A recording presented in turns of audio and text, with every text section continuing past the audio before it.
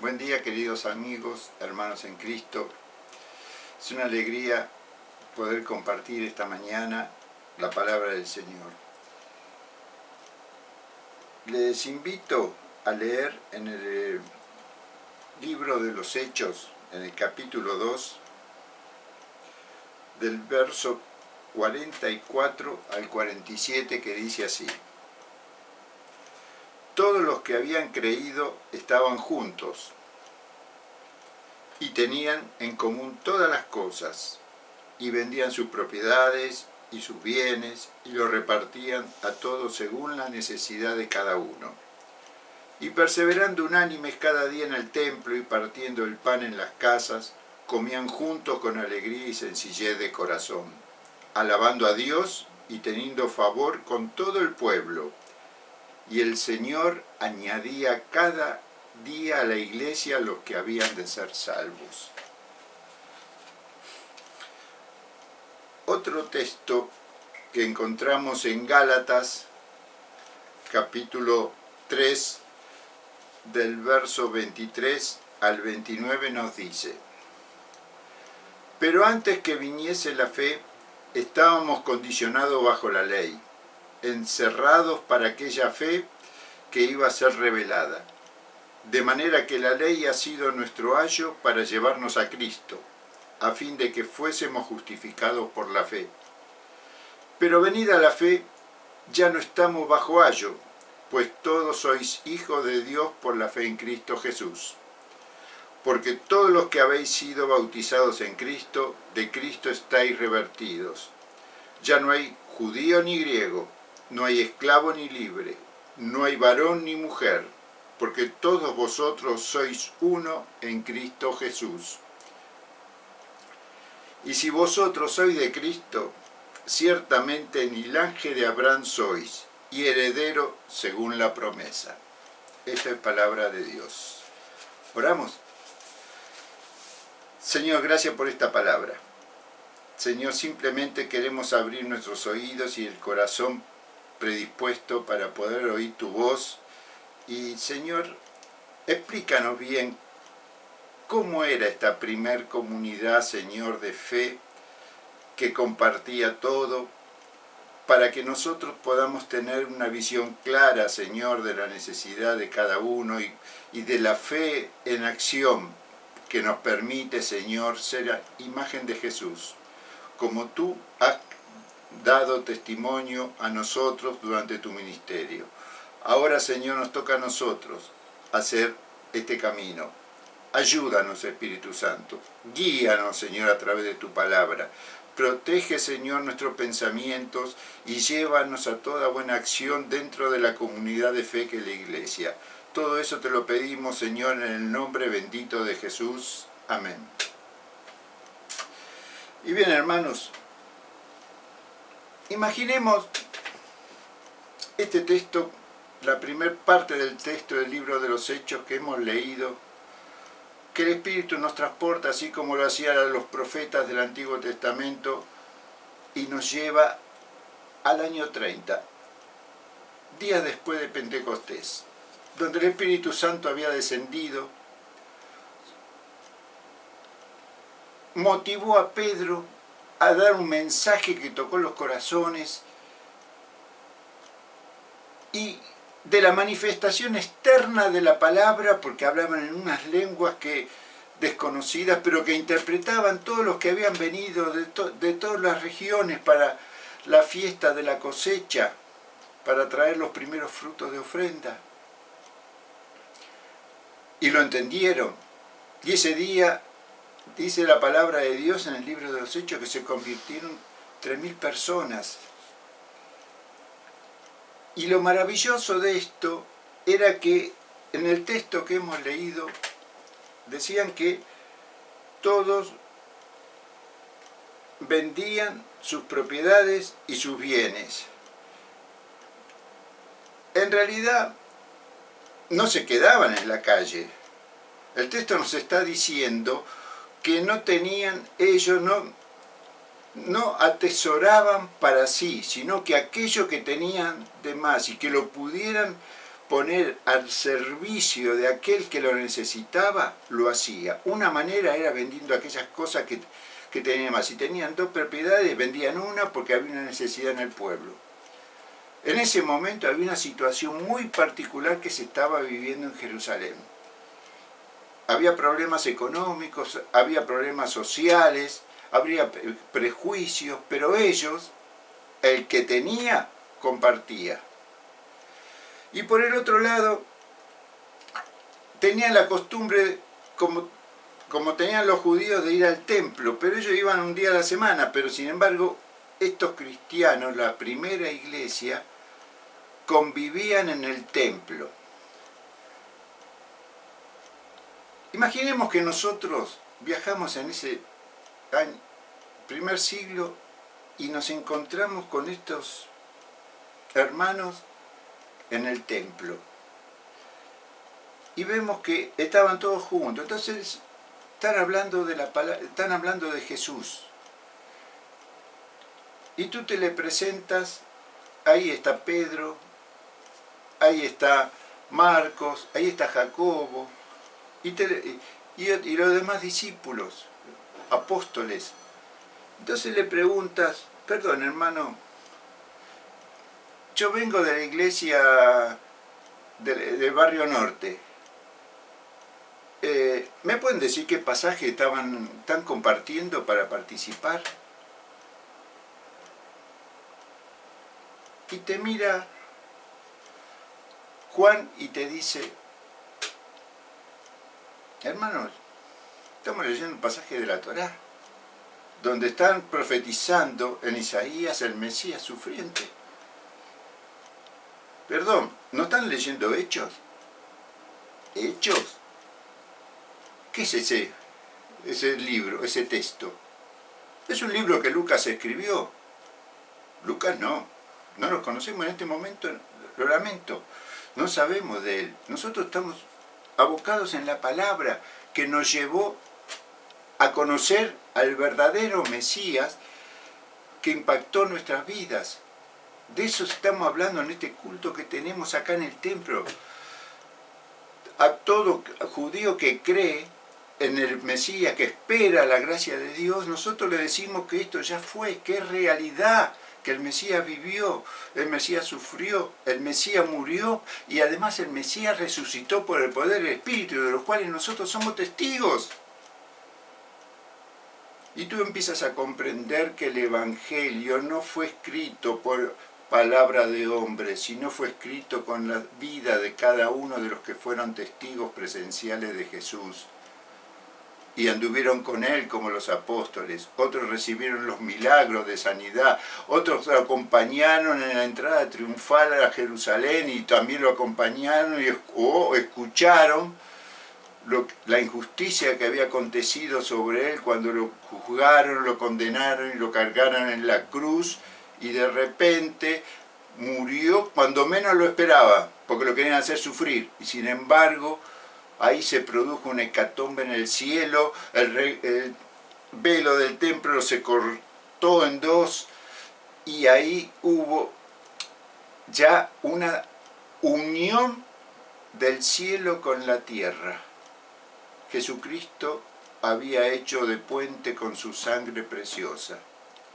Y no solo eso, te dice Juan, te dice Marcos, te dice Jacobo.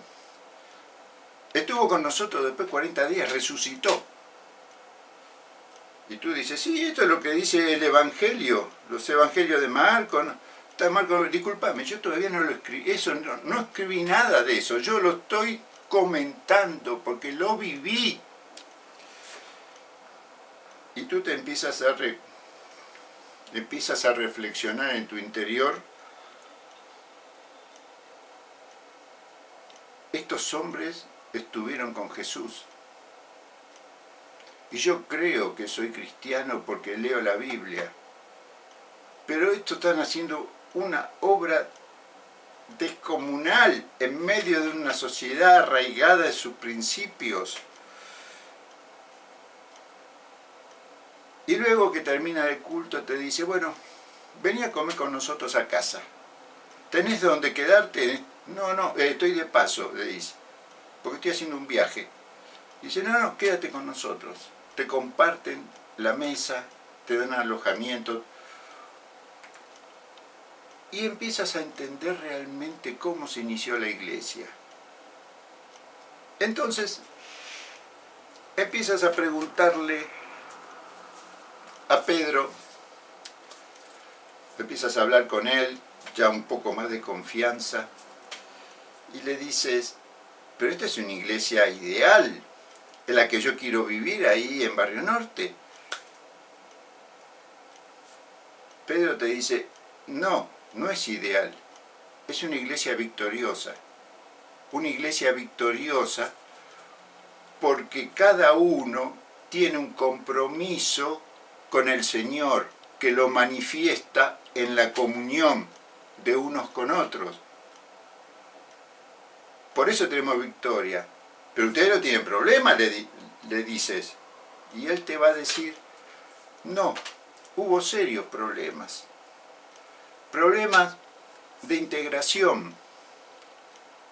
Y yo era un ejemplo. Yo era una barrera que me impidió que los gentiles se acercaran a la iglesia de Jesús. Porque para nosotros los judíos, Jesús era judío y entonces nos quedamos en el evangelio ahí y ya por tradición, y se lo dije en la cara a Cornelio cuando fui a su casa, porque el Espíritu me envió, yo no quería ir, le dije, tú sabes cuán abominable es para un judío acercarse a un gentil. Pero en ese momento, antes de que se ofenda, le dije, pero Dios me ha mostrado que a ninguno le diga gentil, lo desprecie. ¿Por qué? Porque Cristo dio la vida por cada uno de nosotros, por la humanidad, para que tengamos el acceso a Dios. Entonces, de ninguna manera puedo negar la gracia que Dios tiene preparada para ustedes. Y entonces empezó a hablar. Recuerdo que yo empecé a hablar, dije palabras, te cuenta Pedro, que tú seguramente la habrás oído en el libro que me estás mencionando, pero el Espíritu Santo cayó también sobre los gentiles. Entonces no había argumento para separar judíos y gentiles. La gracia los unía en la hermandad de la fe. Eso es lo que dijo Pablo, sí, a la carta de los Gálatas. ¿Perdón? Te dice Pedro, ¿a los Gálatas? No, yo no lo conozco. Lo que sí conozco es que hay un Saulo de Tarso que nos viene persiguiendo porque quiere acabar con todo lo que profesan a Jesús. Pero, te voy a contar algo, te dice Pedro. Ese Saulo debe ser el Pablo que tú has leído, que persiguiéndonos camino a Damasco se encontró en una teofanía con Jesús. Como no lo pudo convertir la iglesia, Jesús se le presentó y le cambió la vida.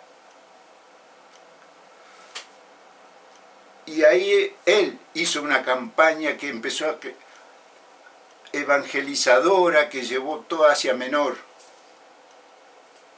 Entonces, esa es la iglesia victoriosa, le dices, esa es la iglesia que a mí me encanta. Sí, pero tenía sus problemas. Hubo discusiones, él se peleó con Bernabé porque no lo quería llevar a Marcos. Y fue tan grave el problema que terminaron separándose, pero no de la iglesia. Hicieron dos ministerios. Bernabé se quedó con Marcos y se fue a Chipre. Y Pablo volvió a hacer el recorrido de la primera campaña evangelística, visitando las iglesias para poder reafirmarlas y afianzarlas en la fe de Jesucristo. Todos tenían trabajo, no se chocaban unos con otros, no había una competencia ministerial. Pero no todas las iglesias, te empieza a decir, opinaban lo mismo. En lo particular, un día yo fui a Antioquía y comía con los gentiles, te dice Pedro, pero resulta que vinieron mis hermanos de Jerusalén, de parte de Jacobo, y como eran judíos, yo me aparté de ellos, de los gentiles, para no crear problemas, porque todavía ellos estaban bajo la ley, a pesar de que aceptaban la gracia. Porque además querían que el cristiano, el gentil, se tenía que circuncidar. Entonces, tuve que ser llamado a la reflexión por aquel que nos perseguía en su momento, Pablo. Él me hizo ver esa realidad y me cambió, me conformó realmente a lo que soy hoy. Jesús me enseñó, el Espíritu me ungió,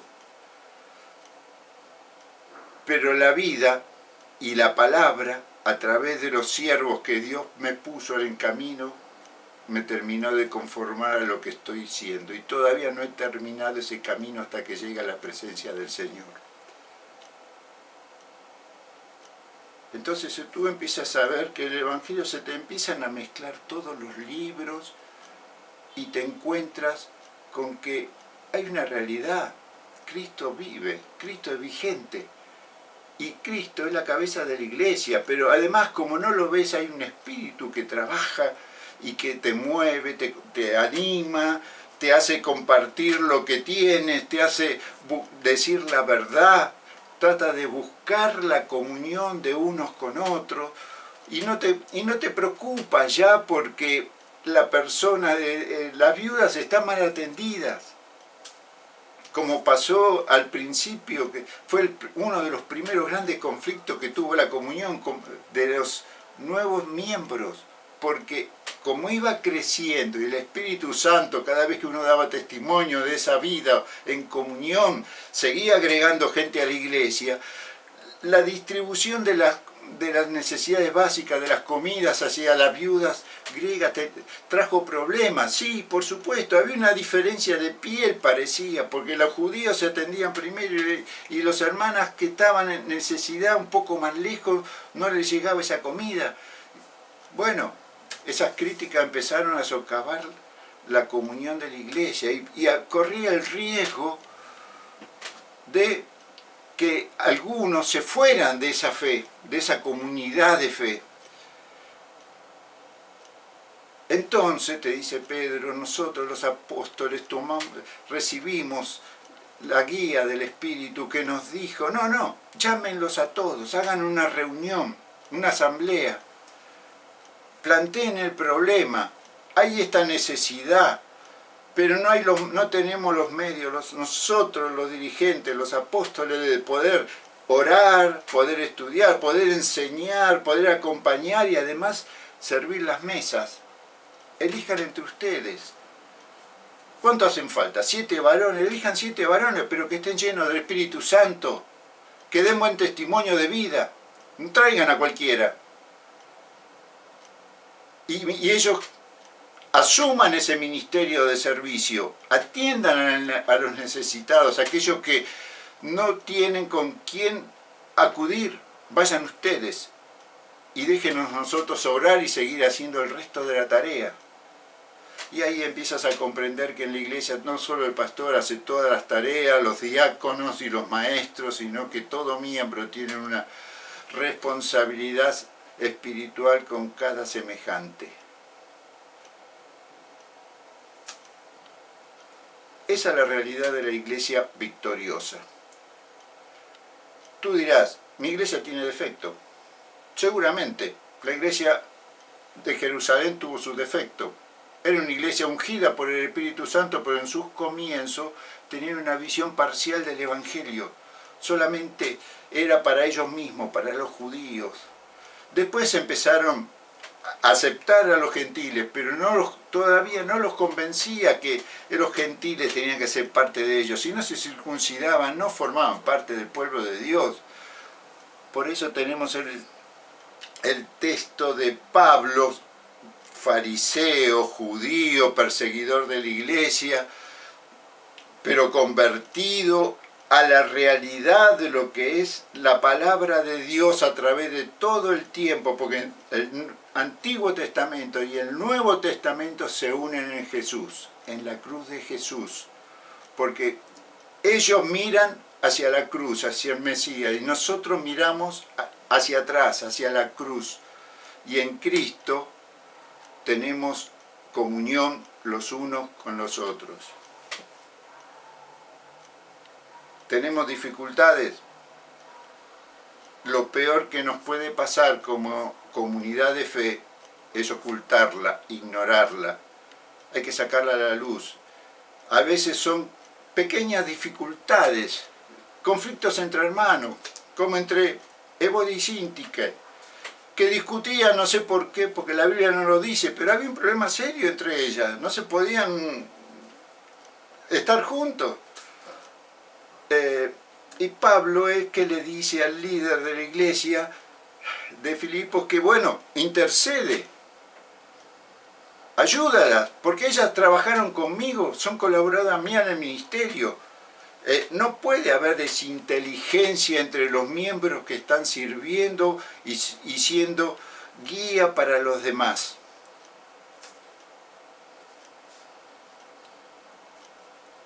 La iglesia de Corintios era una iglesia sumamente carnal. Era una iglesia que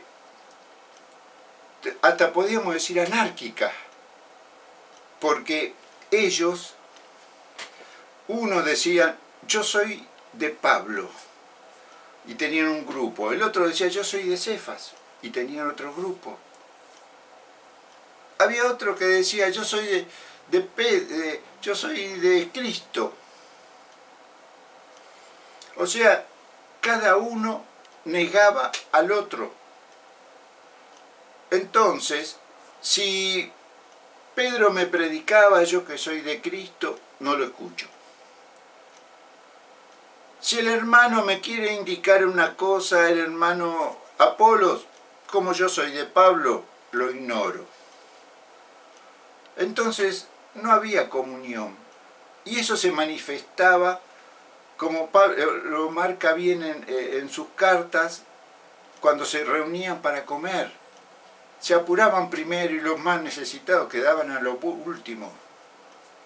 Por eso empieza a explicar lo que hoy nosotros conocemos como Santa Cena, que todos nos esperamos uno con otro hasta que estemos todos con los mismos alimentos para compartir la esperanza de gloria de Cristo Jesús que regresará un día.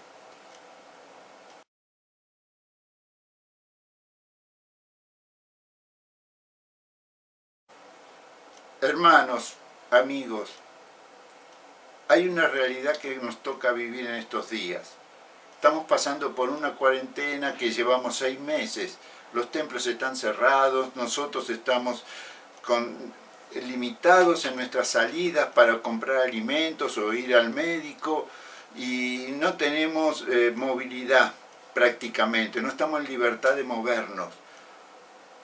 O sea que no podríamos ir todos los días a la iglesia porque no tenemos tiempo, pero sin embargo hemos encontrado elementos que la tecnología que Dios inspiró a sus creadores la puso a nuestra disposición y nos conectamos. Tenemos los estudios bíblicos, tenemos las reuniones de los domingos, todo lo hacemos por la plataforma Zoom o por YouTube, tenemos toda la disposición de los mensajes, pero tenemos algo más que ahí no figura, que no se puede dar.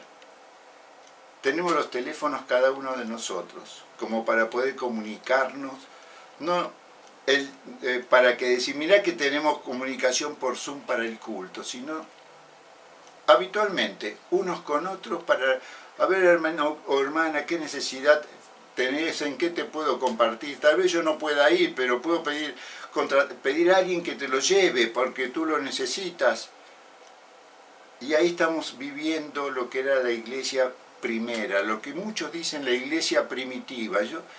Yo no digo la iglesia primitiva, yo digo la primera comunidad de fe, la iglesia ungida, que superó todos los problemas, que la llevó a la victoria, que la puso como luz y sal de este mundo, y que perdura hasta nuestros tiempos y espera con ansia la llegada de su Señor y Salvador para establecer la boda del Cordero, donde realmente será verdad y realidad el reino de Dios aquí en la tierra. Esa es la predicación del Evangelio. No se predica solo con la letra, se predica con la vida, se predica con el amor, se predica con la paz, se predica con el perdón, con la seguridad de que Cristo un día vendrá por mí y me dirá: buen siervo fiel, en lo poco has sido fiel, en lo mucho te pondré, entra en el gozo de tu Señor. Cada uno de nosotros está llamado a esa esperanza, cada uno de nosotros está llamado a la comunión, cada uno de nosotros está llamado a la presencia de Dios por toda la eternidad, pero comienza hoy, comienza cada día. Hay que batallar en la fe, a evitar los dardos que nos manda el enemigo con los problemas de la vida y tratar de entrar en la palabra que el Nuevo Testamento nos ha dejado como legado de las experiencias pasadas, porque si actuamos de la misma manera como ellos lo hicieron, el resultado es el mismo. Y Dios siguió añadiendo cada día a la iglesia a los que iban a ser salvos. Hermanos, este es el mensaje de esta mañana. Es un mensaje que lo único que llama es a la reflexión y al compromiso personal de cada uno de sus miembros, desde el pastor hasta el hermano que acaba de entrar por primera vez. Acá no hay diferencia. Damos gracias a Dios que tenemos las puertas abiertas de la esperanza, de la palabra dada y además de los medios que nos permiten comunicar unos con otros. Dios nos enseñe cada día a poder conducirnos sabia y justamente sobre todas las cosas con amor y misericordia para con los demás. Y ahí encontraremos descanso para cada una de nuestras almas. Muchas gracias por este tiempo que me han permitido hablar. Ahora voy a orar para que la gracia de Dios y el Espíritu Santo operen en la vida de cada uno de nosotros. Señor, me has trabajado mucho en este tiempo y realmente estoy aprendiendo mucho de la vida de los que me antecedieron, Señor, de los siervos fieles, de aquellos que dejaron todo, Señor, por el llamado que tú les hiciste. Y realmente el Evangelio es vida, Señor. Enséñanos con tu Espíritu a vivirlo cada día. Enséñanos a hacer vínculo de paz en la comunión con los santos. Y además, Señor, enséñanos a hacer testimonio de vida para aquellos que todavía no te conocen. Porque yo sé, Señor, que si soy un buen testimonio, tu Espíritu lo añadirá a la iglesia, Señor, porque van a querer tener lo que yo he conocido. Pero para conocerlo, Señor, debo estar en tu presencia. Recíbeme, Señor, tal cual soy. Límpiame y seré más limpio. Ayúdame, Señor, a poder hablar con certeza lo que espero, lo que creo, pero también lo que vivo, porque soy testimonio de ti, Señor.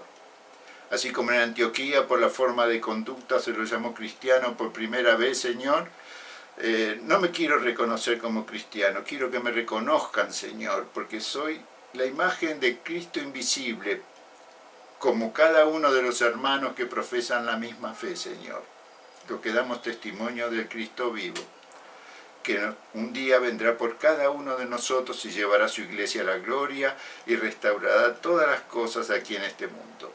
En el nombre de Jesús, Padre, gracias. Amén. Dios le bendiga.